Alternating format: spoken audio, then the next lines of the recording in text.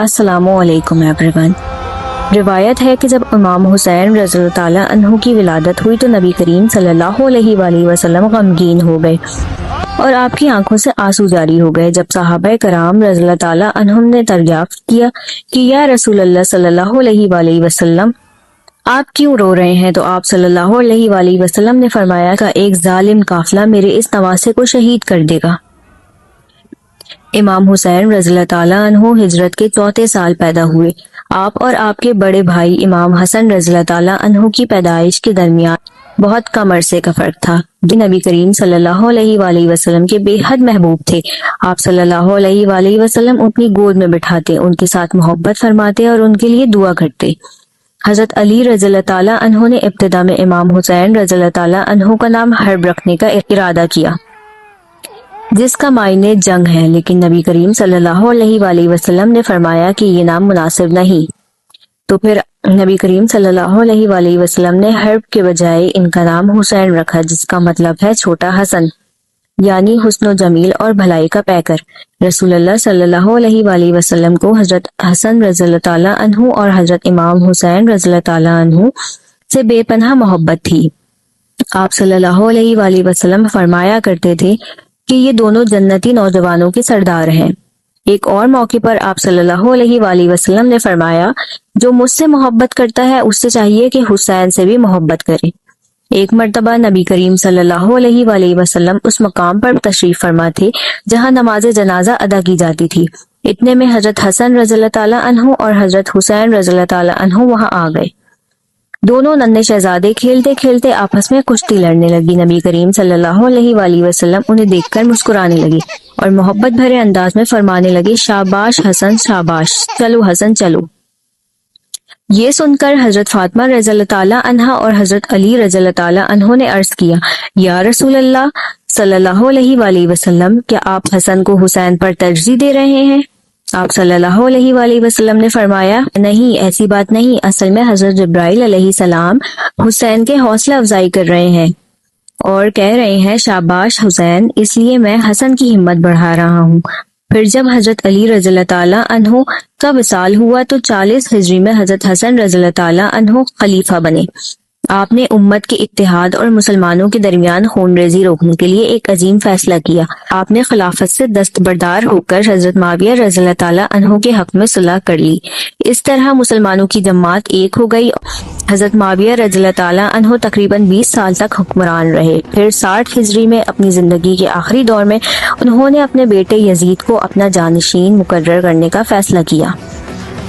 شام کے اکثر لوگ اس فیصلے کے عادی تھے، اس لیے انہوں نے اسے قبول کر لیا، لیکن بہت سے صحابہ اور اہل بیت کے قریبی افراد جن میں حضرت عبداللہ بن عمر، حضرت عبداللہ بن عباس، حضرت عبداللہ بن زبیر اور حضرت امام حسین رضی اللہ تعالیٰ عنہ شامل تھے، یزید کی بیعت پر متفق نہ تھے۔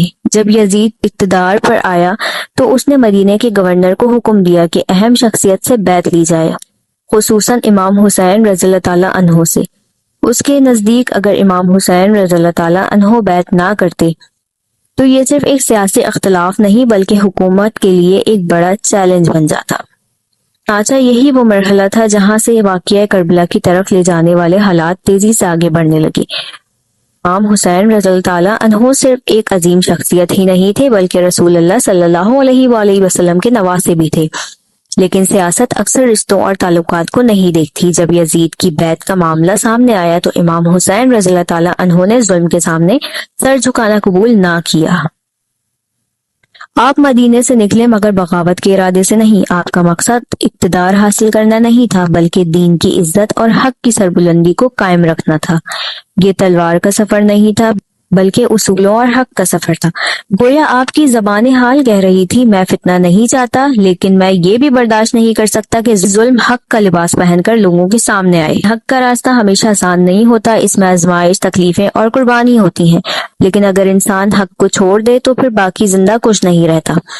اسی دوران کوفے سے خطوط آنا شروع ہو گئے، ایک نہیں دو نہیں بلکہ ہزاروں خطوط۔ ایسا محسوس ہوتا تھا کہ جیسے پورا کوفہ امام حسین رضی اللہ تعالیٰ عنہ کو پکار رہا ہو، آئیے ہم آپ کے ساتھ ہیں، اے فرزندہ رسول، کوفہ آپ کا انتظار کر رہا ہے، ہم آپ کو اپنا رہنما اور امام مانتے ہیں۔ حضرت امام حسین رضی اللہ تعالیٰ عنہ نے معاملے کی حقیقت جاننے کے لیے اپنے قابل اعتماد چچا زاد بھائی حضرت مسلم بن عقیل رضی اللہ تعالیٰ عنہ کو کوفے بھیجا اور فرمایا، مسلم، لوگوں کے دلوں کو دیکھنا، صرف ان کی زبانوں کو نہیں۔ اگر ان کا وعدہ سچا ہو اور ان کی حمایت حقیقی ہو تو مجھے اطلاع دینا۔ حضرت مسلم بن عقیل رضی اللہ تعالیٰ عنہ کوفے پہنچے۔ ابتدا میں ہزاروں لوگوں نے ان کے ہاتھ پر بیعت کی اور امام حسین رضی اللہ تعالیٰ عنہ کی حمایت کا اعلان کیا۔ بظاہر ایسا لگتا تھا کہ کوفہ واقعی اہل بیت کی نصرت کے لیے تیار ہے، لیکن حالات جلد ہی ایک ایسا رخ اختیار کرنے والے تھے جس نے تاریخ کا دارہ پلٹ دینا تھا۔ امام حسین رضی اللہ تعالیٰ عنہ صرف ایک عظیم شخصیت ہی نہیں تھے بلکہ رسول اللہ صلی اللہ علیہ وآلہ وسلم کے نواسے تھے۔ کوفے کے لوگوں نے حضرت مسلم بن عقیل رضی اللہ تعالیٰ عنہ کے ہاتھ پر حضرت امام حسین رضی اللہ تعالیٰ عنہ کی بیعت کی اور وعدہ کیا کہ اگر امام حسین رضی اللہ تعالیٰ عنہ کوفے تشریف لائیں گے تو وہ ان کا بھرپور ساتھ دیں گے، ان کی مدد کریں گے اور انہیں اپنا رہنما تسلیم کریں گے۔ حضرت مسلم بن عقیل رضی اللہ تعالیٰ عنہ نے یہ حالات دیکھ کر امام حسین رضی اللہ تعالیٰ عنہ کو ایک خط لکھا۔ اس خط میں انہوں نے اطلاع دی کہ کوفے میں اہل بیت سے محبت رکھنے والوں کی بڑی تعداد موجود ہے اور لوگ آپ کی آمد کے منتظر ہیں۔ یہ خط امام حسین رضی اللہ تعالیٰ عنہ تک پہنچا تو بظاہر حالات امید افزا دکھائی دے رہے تھے۔ چنانچہ امام حسین رضی اللہ تعالیٰ عنہ نے مکے سے کوفے کی طرف روانہ ہونے کا فیصلہ فرمایا اور اپنے اہل خانہ کو بھی ساتھ لے لیا۔ دوسری طرف یزید کو یہ محسوس ہونے لگا کہ کوفے میں کوئی بڑی تبدیلی رونما ہو رہی ہے، اگرچہ اسے مکمل صورتحال کا علم نہیں تھا لیکن اسے خطرے کا اندازہ ہو چکا تھا۔ اسی وجہ سے اس نے کوفے کے گورنر کو تبدیل کرنے کا فیصلہ کیا۔ اس وقت وہاں حضرت نعمان بن بشیر رضی اللہ تعالیٰ عنہ گورنر تھے، جو رسول اللہ صلی اللہ علیہ وآلہ وسلم کے صحابی تھے اور نرم مزاجی کے لیے مشہور تھے۔ یزید نے انہیں تبدیل کر کے عبید اللہ بن زیاد کو کوفے کا گورنر مقرر کر دیا۔ کوفے کا نیا گورنر عبید اللہ بن زیاد انتہائی چالاک اور سخت مزاج شخص تھا۔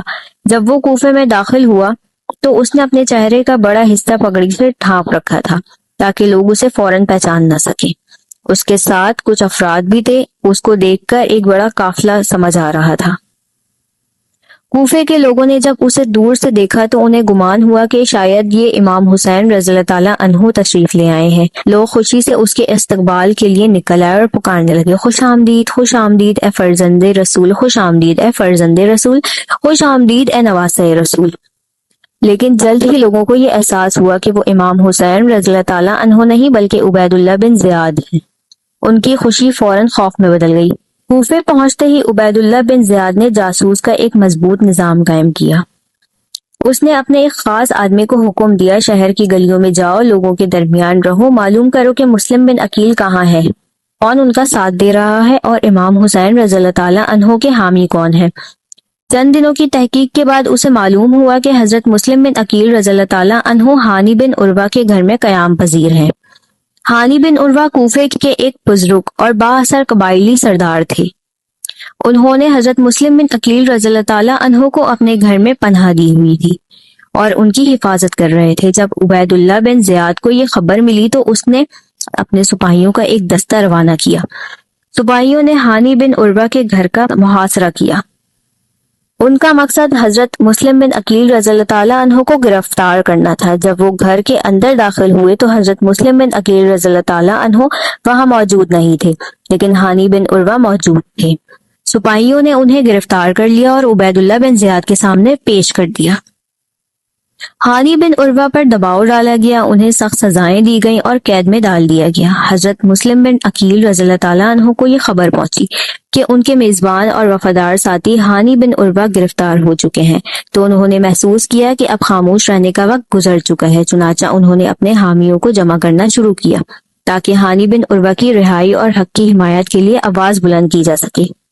انہوں نے کوفے کے لوگوں کو ان کے وعدے یاد دلائے۔ آپ نے فرمایا، اے اہل کوفہ، تم نے حمایت کے دعوے کیے تھے، تم نے بیعت کی تھی، تم نے مدد اور وفاداری کا دعویٰ کیا تھا، آج وقت آ گیا ہے اپنے وعدوں کو سچا ثابت کرو۔ ابتدا میں تقریباً 4000 افراد آپ کے ساتھ جمع ہو گئے۔ ایسا لگ رہا تھا کہ کوفہ اپنے وعدوں پر قائم رہے گا، لیکن دوسری طرف عبید اللہ بن زیاد خاموش نہیں بیٹھا تھا۔ اس نے قبائل کے سرداروں، بااثر افراد اور بزرگوں کو بلا کر کہا، لوگوں کو واپس لے جاؤ، باپ اپنے بیٹوں کو روکے، مائیں اپنے بچوں کو سمجھائے اور ہر شخص کو مسلم بن عقیل کے ساتھ چھوڑنے پر آمادہ کرو۔ دھمکیوں، خوف اور لالچ کا ایسا ماحول پیدا کیا گیا، جو لوگ چند گھنٹے پہلے وفاداری کے دعوے کر رہے تھے وہ آہستہ آہستہ بکھرنے لگے۔ 4000 کی تعداد سینکڑوں میں بدلی، پھر چند درجن رہ گئی اور آخرکار حضرت مسلم بن عقیل بالکل تنہا رہ گئے۔ جب شام کا وقت آیا تو کوفے کی گلیوں میں وہ اکیلے کھڑے تھے، نہ کوئی محافظ تھا، نہ کوئی مددگار، نہ لوگ جنہوں نے سینکڑوں خطوط لکھ کر امام حسین رضی اللہ تعالیٰ عنہ کو بلایا تھا۔ حضرت مسلم بن عقیل رضی اللہ تعالیٰ عنہ شہر کی گلیوں میں چلتے رہے۔ وہ عبید اللہ بن زیاد کے ساتھیوں سے بچنے کی کوشش کرتے رہے جو انہیں گرفتار کرنا چاہتے تھے۔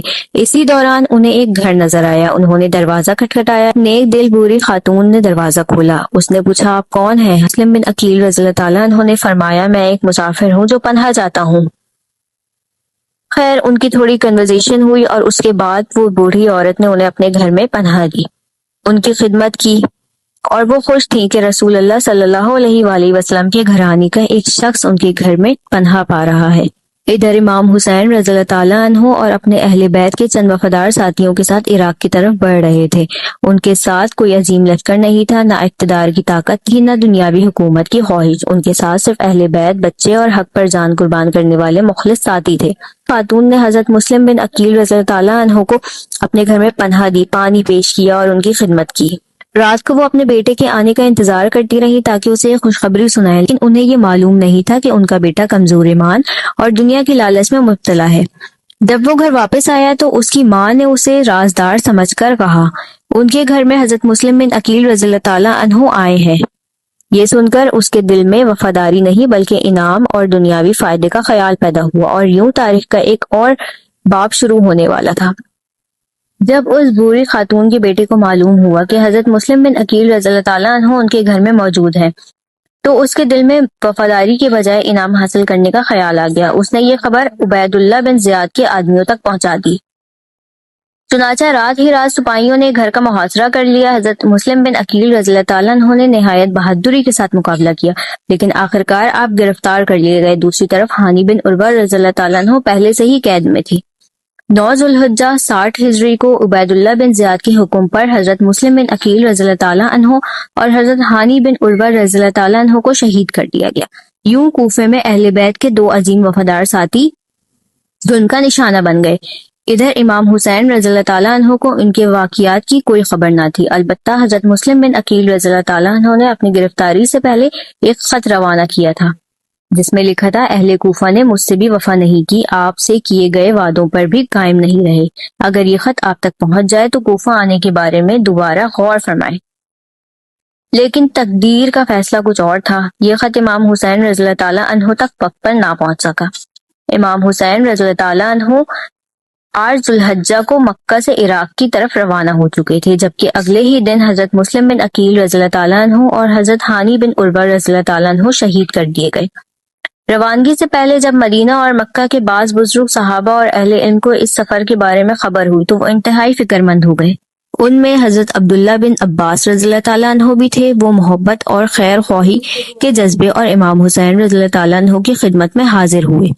حضرت عبداللہ بن عباس رضی اللہ تعالیٰ عنہ نے نہایت درد بھرے انداز میں عرض کیا، اے فرزند رسول، مجھے اس سفر کے بارے میں سخت تشویش ہے۔ اہل کوفہ کی تاریخ وفاداری سے زیادہ بے وفائی کی رہی ہے۔ مجھے اندیشہ ہے کہ کہیں وہ آپ کو تنہا نہ چھوڑ دیں۔ یہ گفتگو کسی خوف کی وجہ سے نہیں تھی بلکہ اہل بیت سے بے پناہ محبت اور امام حسین رضی اللہ تعالیٰ عنہ کی سلامتی کی فکر کی وجہ سے تھی۔ لیکن امام حسین رضی اللہ تعالیٰ عنہ حق اور رسول کے راستے پر چلنے کا فیصلہ کر چکے تھے، اور اب تاریخ ایک ایسے موڑ کی طرف جا رہی تھی جسے دنیا ہمیشہ واقعہ کربلا کے نام سے یاد کرے گی۔ اسی طرح حضرت ابو سعید رضی اللہ تعالیٰ عنہ بھی خیر خواہی کے جذبے سے آئے اور عرض کیا، اے حسین، میں نے آپ کے والد حضرت علی رضی اللہ تعالیٰ عنہ سے سنا ہے کہ اہل کوفہ کے دعووں پر مکمل بھروسہ نہ کرنا، اس میں ثابت قدمی کم ہے اور آزمائش کے وقت بہت سے لوگ پیچھے ہٹ جاتے ہیں۔ یہ تمام نصیحتیں محبتیں اخلاص اور تجربے کی بنیاد پر تھیں۔ وہ لوگ حالات کو قریب سے دیکھ چکے تھے، انہوں نے حضرت علی رضی اللہ تعالیٰ عنہ کا دور بھی دیکھا تھا، کوفے کے مزاج سے بھی واقف تھے اور امت کے حالات کو بھی سمجھتے تھے۔ لیکن امام حسین رضی اللہ تعالیٰ عنہ اپنے فیصلے پر مطمئن تھے. آپ کا مقصد اقتدار حاصل کرنا نہیں تھا بلکہ حق کا ساتھ دینا اور اپنے موقوف کو واضح کرنا تھا. چنانچہ آپ اللہ تعالیٰ پر بھروسہ کرتے ہوئے اپنے اہل خانہ کے ساتھ روانہ ہو گئے. روایت کے مطابق آپ کے قافلے میں تقریباً 72 یا 73 افراد تھے، جن میں مرد، خاتون، بچے اور چند وفادار ساتھی شامل تھے. قافلہ آہستہ آہستہ عراق کی طرف بڑھتا جا رہا تھا، لیکن جب وہ کوفے کے قریب پہنچے تو راستے میں ایسی خبریں ملنا شروع ہوئی جنہوں نے فضا کو بدل دیا. پتہ چلا کہ حضرت مسلم بن عقیل رضی اللہ تعالیٰ عنہ کو شہید کر دیا گیا ہے. پھر پتہ چلا کہ حضرت ہانی بن عروہ رضی اللہ تعالیٰ عنہ کو بھی شہید کر دیا گیا ہے. پھر سوال پیدا ہوا، وہ 18,000 لوگ کہاں گئے جنہوں نے خطوط لکھے تھے؟ وہ ہزاروں افراد کہاں تھے جنہوں نے وفاداری کے وعدے کیے تھے؟ وہ آوازیں کہاں گئیں جو کہتی تھی اے فرزندہ رسول آئیے ہم آپ کے ساتھ ہیں؟ اب نہ وہ لوگ نظر آ رہے تھے، نہ وہ وعدے، نہ وہ دعوے. امید آہستہ آہستہ دھوکے میں بدل چکی تھی. حمایت کرنے والے خاموش تھے، وعدہ کرنے والے غائب. اور امام حسین رضی اللہ تعالیٰ عنہ کے سامنے ایک ایسی سرزمین آ رہی تھی جس کا نام قیامت تک حق، صبر اور قربانی کی علامت بن جاتا ہے. وہ سرزمین تھی کربلا. یہ وہ زمین تھی جسے دنیا آج کربلا کے نام سے جانتی ہے. کربلا 2 لفظوں سے مل کر بنا ہے، کرب یعنی غم اور تکلیف، اور بلا یعنی آزمائش. یہی وہ مقام تھا جہاں تاریخ کا ایک ایسا باب لکھا گیا جسے قیامت تک یاد رکھا جائے گا. یہ وہ جگہ تھی جہاں صرف جسم پیاسا نہیں تھا بلکہ حق بھی آزمائش کے دور سے گزر رہا تھا، جہاں پانی موجود تھا مگر حق کے راستے پر کھڑے لوگوں کے لیے راستہ بند کر دیا گیا تھا. امام حسین رضی اللہ تعالیٰ عنہ اب ایسے مقام پر پہنچ چکے تھے، نہ کوفے والوں کے وعدے باقی رہے تھے، نہ حضرت مسلم بن عقیل زندہ رہے تھے، نہ حضرت ہانی بن عروہ رضی اللہ تعالیٰ عنہ موجود تھے. سامنے ابن زیاد کی طرف سے بھیجا گیا لشکر تھا جس کا مقصد امام حسین رضی اللہ تعالیٰ عنہ کو یزید کی بیعت پر مجبور کرنا تھا. اس موقع پر امام حسین رضی اللہ تعالیٰ عنہ نے دشمن کے سامنے جنگ کی خواہش کا اظہار نہیں کیا بلکہ امن کے راستے کی تلاش کی. آپ نے 3 تجاویز پیش کی. آپ نے فرمایا اگر مجھے واپس جانے دیا جائے تو میں مدینہ واپس چلا جاتا ہوں. دوسری بات یہ فرمائی مجھے اسلامی سرحدوں میں سے کسی ایک مقام کی طرف جانے دیا جائے جہاں میں اللہ کی عبادت میں زندگی گزار سکوں. اور تیسری تجاویز یہ دی تھی مجھے یزید کے پاس جانے دیا جائے تاکہ میں اپنا معاملہ خود اس کے سامنے پیش کر سکوں. یہ باتیں اس بات کی علامت تھی کہ امام حسین رضی اللہ تعالیٰ عنہ خون ریزی نہیں چاہتے تھے بلکہ ایک پرامن راستہ چاہتے تھے. لیکن جواب ملا ہمیں حکم دیا گیا ہے کہ آپ کو واپس جانے کی اجازت نہیں دینی چاہیے. یوں حالات مزید سخت ہوتے گئے. ایک طرف رسول اللہ صلی اللہ علیہ وآلہ وسلم کے نواسے امام حسین رضی اللہ تعالیٰ عنہ اپنے اہل خانہ اور ساتھیوں کے ساتھ تھے اور دوسری طرف ایک بڑا لشکر کھڑا تھا. ابن زیاد نے امام حسین رضی اللہ تعالیٰ عنہ کا راستہ روکنے کے لیے ایک لشکر بھیجا جس کے سردار حر بن یزید تھے، لیکن حر کا مزاج دوسرے سپاہیوں سے مختلف تھا. جب حر امام حسین رضی اللہ تعالیٰ عنہ کے سامنے پہنچے تو انہوں نے ادب اور احترام کا دامن نہیں چھوڑا. وہ کوشش کرتے رہے کہ امام حسین رضی اللہ تعالیٰ عنہ کے بہت قریب نہ جائیں. وہ آپ کے قافلے کے ساتھ چلتے. اگر امام حسین رضی اللہ تعالیٰ عنہ دائیں کی طرف جاتے تو حر بھی دائیں کی طرف جاتے، اگر بائیں کی طرف جاتے تو وہ بھی بائیں کی طرف جاتے، پھر بھی ایک فاصلہ قائم رکھتے. حر کے دل میں ایک احساس تھا کہ وہ رسول صلی اللہ علیہ وآلہ وسلم کے نواسے کے سامنے کھڑے ہیں. انہوں نے کہا اے حسین میں نہیں چاہتا کہ میری وجہ سے نبی کریم صلی اللہ علیہ وآلہ وسلم کے گھرانے پر تلوار اٹھائی جائے. امام حسین رضی اللہ تعالیٰ عنہ نے فرمایا اگر ایسا ہے تو مجھے جانے دو.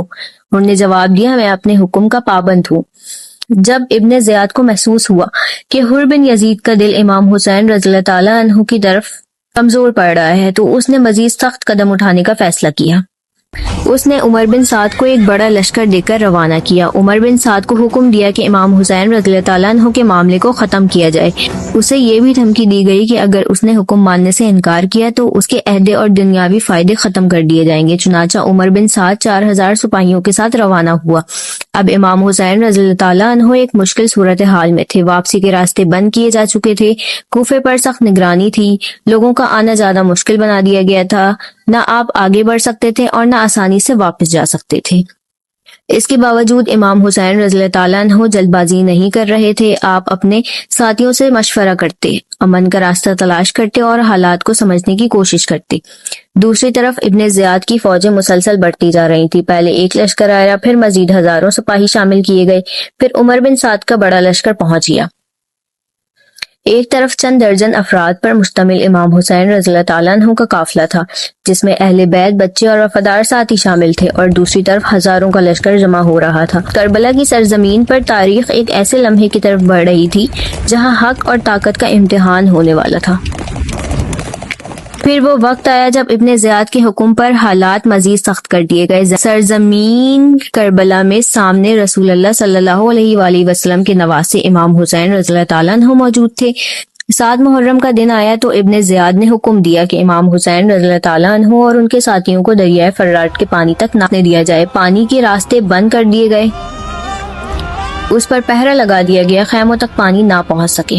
یہ صرف جنگ کی تیاری نہیں تھی بلکہ ایک سخت آزمائش تھی۔ خیموں میں بچے تھے، خواتین تھی، بیمار اور کمزور لوگ تھے۔ وقت گزرتا گیا اور پیاس بڑھتی گئی لیکن پانی تک رسائی نہ تھی۔ پھر 9 محرم کا دن آیا۔ حالات دیکھ کر امام حسین رضی اللہ تعالیٰ عنہ سمجھ گئے کہ اب دشمن کی طرف سے مہلت ختم ہونے والی ہے۔ لشکر مخالف جنگ کے لیے تیار کھڑا ہے۔ اس رات امام حسین رضی اللہ تعالیٰ عنہ نے اپنے ساتھیوں کو جمع کیا۔ آپ نے اللہ تعالیٰ کی حمد و ثنا بیان کی اور فرمایا کہ ہر حال میں اللہ کا شکر ادا کرنا چاہیے، چاہے حالات آسان ہو یا مشکل۔ آپ نے اپنے ساتھیوں کو یاد دلایا کہ اللہ کی نعمتوں کو نہ بھولو، ہم اب بھی رسول اللہ صلی اللہ علیہ وآلہ وسلم کی امت میں سے ہیں۔ اللہ تعالیٰ نے ہمیں سننے کے لیے کان دیے ہیں، دیکھنے کے لیے آنکھیں اور حق کو پہچاننے کے لیے دل دیا ہے۔ پھر امام حسین رضی اللہ تعالیٰ عنہ نے اللہ کی عظمت بیان کرتے ہوئے فرمایا، اللہ اکبر۔ ساتھیوں نے عرض کیا، یا حسین کیا ہوا؟ آپ نے فرمایا، میں نے ایک نشانی دیکھی ہے جیسے ایک فرشتہ سوار کی صورت میں آیا ہو۔ یہ ایک ایسا وقت تھا جب ہر طرف آزمائش تھی مگر امام حسین رضی اللہ تعالیٰ عنہ کے دل میں اللہ پر یقین، صبر اور رضا موجود تھی۔ اسی دوران خیموں کے حالات انتہائی دردناک ہو چکے تھے۔ اہل خانہ پریشان تھے، بچے پیاسے تھے، بے قرار تھے اور سامنے دشمن کا لشکر کھڑا تھا۔ کربلا کی رات تاریخ کی ان راتوں میں شامل ہونے والی تھی جسے صبر، قربانی اور وفا کی عظیم مثال کے طور پر ہمیشہ یاد کیا جائے۔ اس رات امام حسین رضی اللہ تعالیٰ عنہ نے اپنے تمام ساتھیوں کو جمع فرمایا۔ آپ نے انہیں مخاطب کرتے ہوئے فرمایا، اے لوگوں، جان لو کہ دشمن کو صرف مجھ سے غرض ہے۔ اگر تم چاہو تو رات کی تاریخی میں یہاں سے چلے جاؤ، میں تمہیں اجازت دیتا ہوں کہ تم اپنی جانیں بچا لو۔ لیکن وفادار ساتھیوں نے عرض کیا، اے حسین، ہم آپ کو چھوڑ کر کیسے جا سکتے ہیں؟ آپ کے بعد ہمارے لیے زندگی کا مطلب رہ ہی نہیں سکتا۔ اللہ کی قسم، ہم آپ کا ساتھ نہیں چھوڑیں گے۔ پھر امام حسین رضی اللہ تعالیٰ عنہ حضرت مسلم بن عقیل رضی اللہ تعالیٰ عنہ کے خاندان کی طرف متوجہ ہوئے۔ آپ نے فرمایا، اے مسلم کے گھر والوں، تم نے پہلے ہی عظیم قربانی دے دی ہے، مسلم شہید ہو چکے ہیں، اگر تم چاہو تو واپس چلے جاؤ۔ انہوں نے عرض کیا، اے رسول، لوگ کیا کہیں گے؟ کیا ہم اپنے سردار کو مشکل وقت میں چھوڑ کر صرف دنیا کی زندگی کے لیے واپس چلے جائیں؟ اللہ کی قسم، ایسا کبھی نہیں ہو سکتا۔ یہ رات کربلا کی سب سے دردناک راتوں میں سے ایک تھی۔ خیموں میں بچے تھے، خواتین تھیں اور باہر دشمن کا لشکر۔ کوئی تلاوت قرآن میں مشغول تھا، کوئی عبادت میں اور کوئی آنے والی صبح کے لیے خود کو تیار کر رہا تھا۔ پھر 10 محرم عاشورہ کا دن آ گیا۔ تاریخ کا وہ دن آیا جسے دنیا واقعہ کربلا کے نام سے یاد کرتی ہے۔ ایک طرف ہزاروں کا لشکر تھا اور دوسری طرف امام حسین رضی اللہ تعالیٰ عنہ کا مختصر سا قافلہ۔ امام حسین رضی اللہ تعالیٰ عنہ نے آخری بار لوگوں کو سمجھانے کی کوشش کی۔ آپ نے فرمایا، اے لوگوں، سوچو، میں کون ہوں؟ کیا میں تمہارے نبی محمد صلی اللہ علیہ وآلہ وسلم کا نواسہ نہیں؟ کیا تم نے مجھے خطوط نہیں لکھے؟ کیا تم نے مجھے آنے کی دعوت نہیں دی؟ اگر اب تم لوگ مجھے نہیں چاہتے تو مجھے واپس جانے دو۔ ایک آواز آئی، خاموش رہو، حکم پر عمل کرو۔ مگر دلوں میں ایک سوال ضرور اٹھ رہا تھا، یہ کون ہے؟ یہ تو رسول اللہ صلی اللہ علیہ وآلہ وسلم کے نواسے ہیں۔ کربلا کا میدان صرف تلواروں کا میدان نہیں تھا، یہ ضمیر، وفا اور حق و باطل کے درمیان ایک امتحان تھا۔ یہاں مردوں کی بہادری کے ساتھ ساتھ عورتوں کا صبر بھی تاریخ کا حصہ بننے والا تھا۔ ایک سوال کربلا کے میدان میں ہر انسان کے سامنے کھڑا تھا، میں کس طرف ہوں؟ حکم کی طرف یا حق کی طرف؟ دنیا کی طرف یا آخرت کی طرف؟ اسی کشمکش میں ایک شخص کا دل بدل گیا، وہ تھے حر بن یزید۔ حر نے سوچا کہ میں کس کے سامنے کھڑا ہوں؟ یہ تو رسول اللہ صلی اللہ علیہ وآلہ وسلم کے نواسے ہیں، وہ لشکر جس کا حصہ ہوں۔ کیا میں قیامت کے دن اس کا جواب دے سکوں گا؟ وہ امام حسین رضی اللہ تعالیٰ عنہ کی خدمت میں آئے، شرمندہ تھے، آنکھوں میں آنسو تھے، اور عرض کیا، اے فرزندہ رسول، میں وہی ہوں جس نے آپ کا راستہ روکا تھا، کیا میری توبہ قبول ہو سکتی ہے؟ امام حسین رضی اللہ تعالیٰ عنہ نے فرمایا، جو اللہ کی طرف لوٹ آئے اللہ اسے دور نہیں کرتا۔ حور نے اجازت مانگی۔ مجھے اجازت دیجیے کہ سب سے پہلے اپنی جان حق کی راہ میں پیش کروں۔ یوں حور نے دنیا کے لشکر کو چھوڑ کر حق کے قافلے کا انتخاب کر لیا۔ کربلا نے یہ سبق دیا کہ جب انسان کی سانس باقی رہے تو توبہ کے دروازے کھلے رہتے ہیں۔ پھر جنگ کا آغاز ہوا۔ سب سے پہلے امام حسین رضی اللہ تعالیٰ عنہ کے خاندان کے نوجوان میدان میں آنے لگے۔ ان میں سب سے پہلے آپ کے بڑے صاحبزادے حضرت علی اکبر رضی اللہ تعالیٰ عنہ تھے۔ علی اکبر رضی اللہ تعالیٰ عنہ ایک خوبصورت اور بہادر نوجوان تھے۔ روایت کے مطابق اس وقت ان کی عمر تقریباً 18 یا 19 سال تھی۔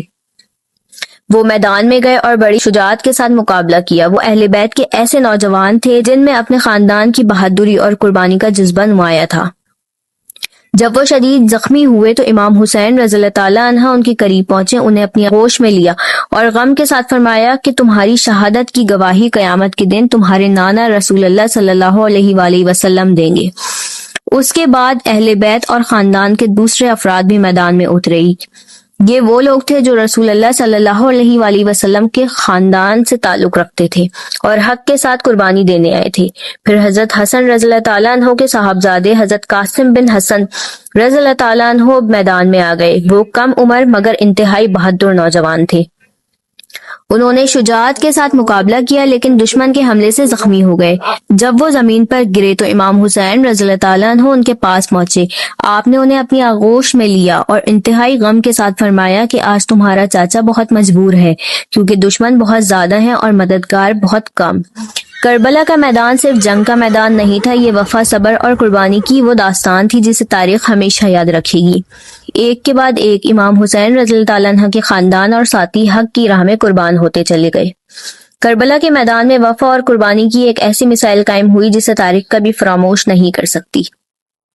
آخرکار خیموں میں صرف دو عظیم ہستیاں باقی رہ گئیں، امام حسین رضی اللہ تعالیٰ عنہ اور حضرت عباس رضی اللہ تعالیٰ عنہ جو وفا اور بہادری کی علامت تھی۔ وہ بھی میدان میں گئے اور جام شہادت نوش کی۔ ان کی شہادت کے بعد امام حسین رضی اللہ تعالیٰ عنہ بالکل تنہا رہ گئے۔ امام حسین رضی اللہ تعالیٰ عنہ نے انتہائی بہادری کے ساتھ مقابلہ کیا لیکن 3 دن کی پیاس اور مسلسل تھکن نے جسم کو کمزور کر دیا۔ آپ خیمے کی طرف واپس آئے۔ آپ کے ایک کم عمر صاحبزادے حضرت عبداللہ رضی اللہ تعالیٰ عنہ بھی موجود تھے۔ امام حسین رضی اللہ تعالیٰ عنہ نے انہیں محبت سے گلے لگایا، بوسہ دیا اور سینے سے لگایا۔ اسی دوران ایک تیر آیا جو حضرت عبداللہ رضی اللہ تعالیٰ عنہ کو لگا۔ یہ منظر انتہائی دردناک تھا۔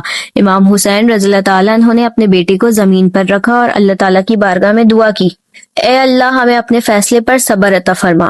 کربلا کا یہ منظر دیکھ کر بہت سے دل ہل گئے۔ پھر امام حسین رضی اللہ تعالیٰ عنہ آخری وقت تک ثابت قدم رہے۔ آپ جانتے تھے کہ یہ دنیاوی زندگی ختم ہونے والی ہے لیکن اللہ کے ہاں اس قربانی کا مقام بہت بلند ہے۔ آپ دریائے فرات کی طرف بڑھے لیکن حالات نے مہلت نہ دی۔ آپ پر حملہ کیا گیا اور آپ زمین پر تشریف لے گئے۔ اس وقت بھی امام حسین رضی اللہ تعالیٰ عنہ نے لوگوں کو آخرت یاد دلائی اور فرمایا کہ سوچو قیامت کے دن تم رسول اللہ صلی اللہ علیہ وآلہ وسلم کے سامنے کیا جواب دو گے۔